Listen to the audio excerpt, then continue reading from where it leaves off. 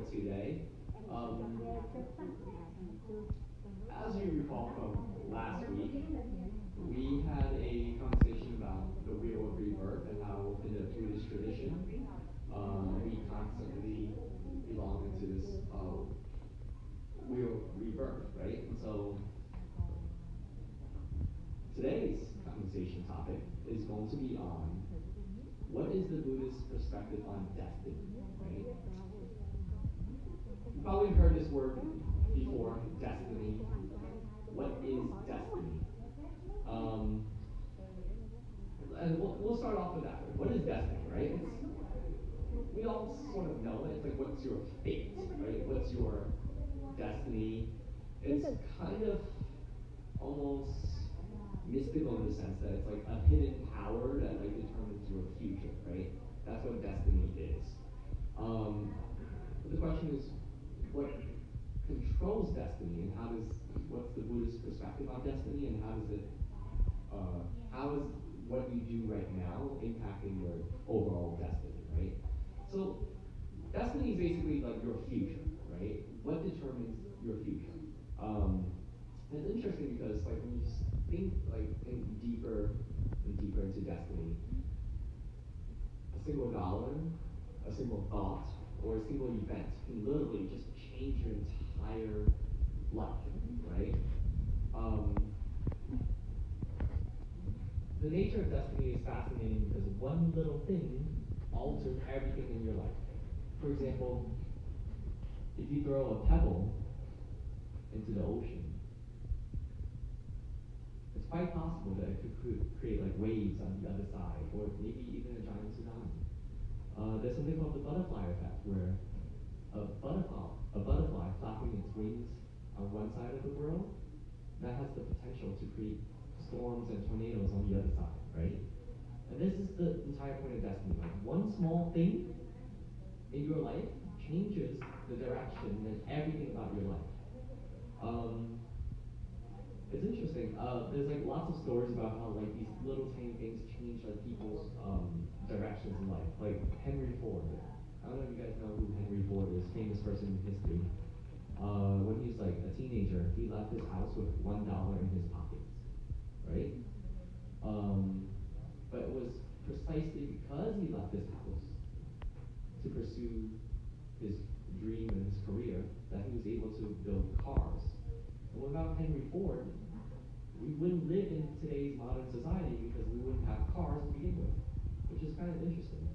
There's this really quick story about how there was a soldier who saw this woman drowning in the water, and he went to save her.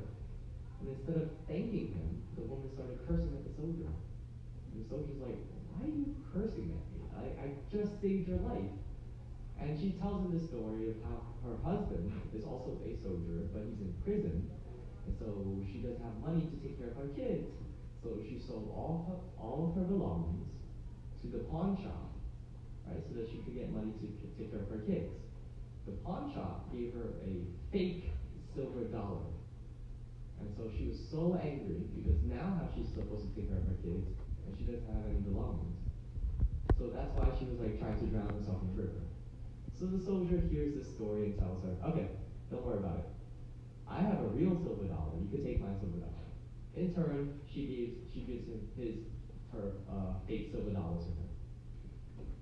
Soldier goes back into battle. Apparently he gets shot, but he survives. Why? Because his bullet hits the fake silver dollar and saves his life. It's like, interesting. Like it's just like one of those like little stories that's like in this book that talks about how like your like little decisions that you make change your destiny. Otherwise, if he wasn't talking to this lady, didn't listen to her story, didn't trade for the silver dollar with the fake silver dollar, his life would be gone at this point, right? So what's this deal with destiny? It's a fascinating story, and there's like two more stories, and then we'll get into like the meat of this entire thing. The person who I'm like getting like my source material from, he was a monk, and he's a very, very famous monk who's built a lot of temples, and he's written a lot of things, especially in English, for me to actually read and be able to, I don't know, have this talk, because I'm getting material from him. And the story of how he like decided to like spread Buddhism and like build all these temples around the world was because one day, when he was 18, he was very sick. He was vomiting, he had diarrhea, he was on the verge of death. And then his master gave him a bowl of pickled vegetables. And you're like, pickled vegetables? That's like, you know, daikon and carrots, all those things that are pickled. And you're thinking, that's not much, right? It's just a bowl of pickled vegetables. But we're talking about old times here. And a bowl of pickled vegetables is like a luxury dinner almost, right? So this monk's master gave him this bowl of pickled vegetables, and it actually saved his life, right? Because I don't know what affliction he had, but he was definitely, he was vomiting a lot, he couldn't retain anything. And then from there, he decided to make a vow that if he was going to survive, he was going to spread Buddhism like as much as he can across the world if he survived, and he did, right? And so that's like a really interesting story about like how, because that master gave him one bowl of vegetables, it literally changed his destiny, and in turn this monk who built all these temples were changing the destinies of like everybody else around him. And there's a final story that this monk was telling about, or the person who's writing this book, which is one, he was talking about how during the Tang Dynasty in China, ages ago, there was this master, I can't pronounce his name, it's like Shuang Sang, right? But the story is very familiar. I don't know if you guys follow the Buddhist tradition, you would know. So there's this master slash monk who was in China, and he noticed there was a shortage in Buddhist scriptures or Buddhist texts. And so because he noticed that shortage, he decided to make a pilgrimage to India to grab the text, right? And that journey lasted for 18 years. And he was able to literally like complete this journey, bring back all the texts, and like bring and spread Buddhism in China, right? And notice how like making that one decision to bring back like more texts and scripture changes like just impacts everything around him and change his destiny as well, right? So it's the idea of destiny is like it's some hidden power that controls the future. So the question is, if this is what destiny is, it's like a hidden power that controls our future. The question is, well, what is it that controls destiny, right? What is it that the Buddhist tradition talks about with regards to destiny, right? And there's a couple things that control destiny actually. We have we have 4 things that control destiny. So we'll like go through each of these pieces. And as I'm talking about it, like you should reflect with yourself, like, what are the things that control my destiny at this point, right? The first thing that controls destiny is our habits. Really fascinating. There's this quote that says, defilement, or sin, right? Defilement is difficult to sever, but the force of habit is even harder to change. What is this about? Apparently, our habits actually influence our lives, like to a great extent, whether it's like good habits or bad habits, right? Like if you have really bad habits, just think about it. Like nobody's perfect. Some people have good habits, some people have bad habits.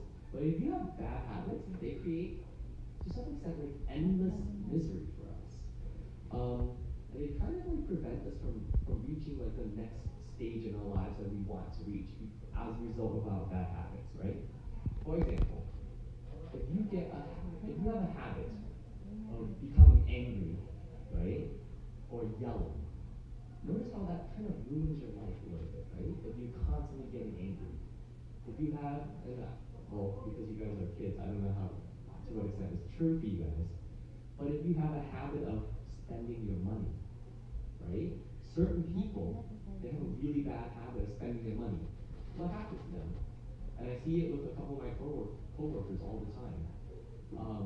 They have this really bad habit of spending their money, and then by the time that 2 weeks is up and they don't get their paycheck in time, they're like asking for money and they're like looking for money all over. Right? It's a really bad habit.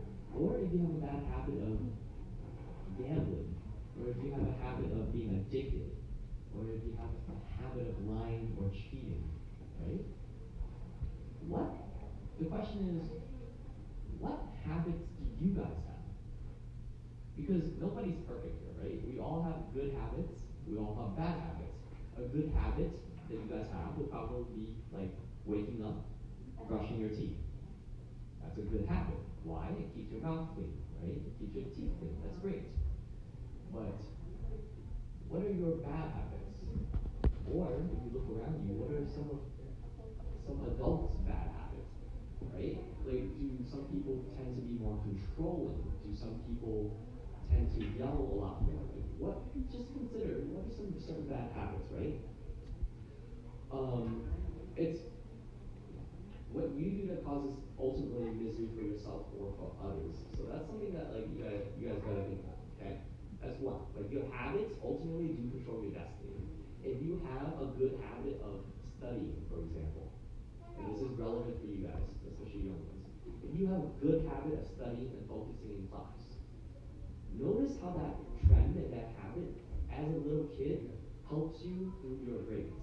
If you keep that habit in elementary school, then middle school, then high school, then college, where does that habit lead you? To a very successful life.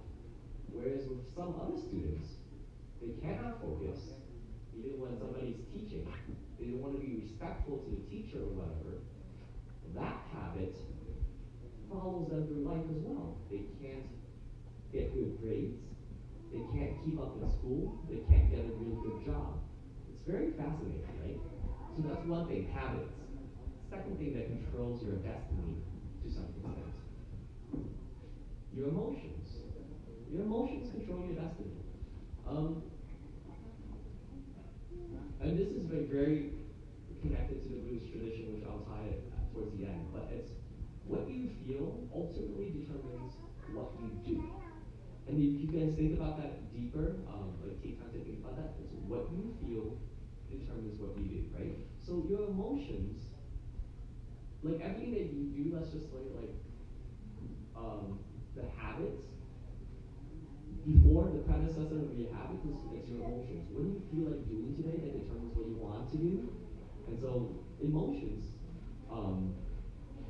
tend to run your life and rock, right? Whether you have good emotions or bad emotions, they change what you choose to do, and so ultimately they kind of run your life. So, and it's interesting because based on what science says and like based on what I've just read, a single emotion that you have, for example, if you have the emotion of sadness, or the emotion of anger, or even the emotion of happiness, a single emotion generates 1,000 thoughts, right? So if you guys think carefully, your emotions are very powerful, and they have such power that they can determine your destiny to some extent. So it's really interesting. You have to be aware and to some extent in control of your emotions. And they call that emotional intelligence, okay? So if you have like positive or negative emotions, after a long while, you have a positive or negative mood, right?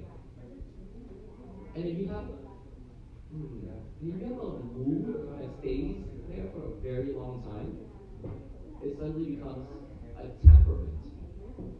And then if you keep that positive or negative temperament for a long time, it becomes your personality.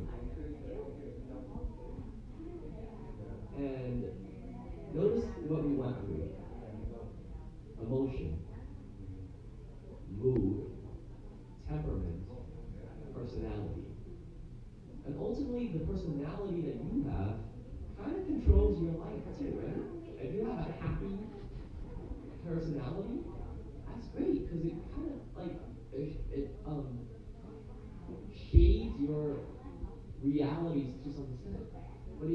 very negative personality, that's how you view the world anyway, very negatively as well. So that's very interesting. Key point is habits control our destiny, emotions control our destiny. Two of the things that control our destiny, really, right?